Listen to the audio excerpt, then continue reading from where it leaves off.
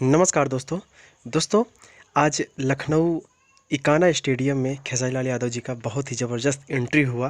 दोस्तों आगे वीडियो भी दिखाऊंगा आप सभी को, तो प्लीज़ रिक्वेस्ट है, अगर आप लोग चैनल पर नए हैं तो चलो सब्सक्राइब कर लीजिए और वीडियो को लाइक कर दीजिए। दोस्तों आज बहुत ही बेहतरीन सॉन्ग खेसारी लाल यादव जी का स्टेडियम में लॉन्च हुआ और बहुत ही बेहतरीनता से काफ़ी पब्लिक जुटी थी और सब लोग प्यार दुलार और आशीर्वाद भी दिए। दोस्तों आप लोग देख रहे हैं फ़ोटोज़ में।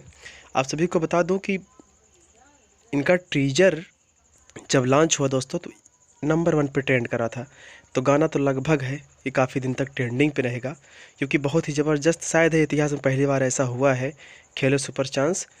दोस्तों लखनऊ सॉन्ग पे बहुत ही ज़बरदस्त इनका सॉन्ग है, तो रिक्वेस्ट है आप सभी से कि वीडियो पूरा देखें, उसके बाद प्यार दुलार अपना आशीर्वाद ज़रूर बना के रखिए, ताकि याद करें कि हाँ अपने यूपी में भोजपुरी इंडस्ट्री के कोई सुपरस्टार आया था, क्योंकि यूपी बिहार बाकी नहीं।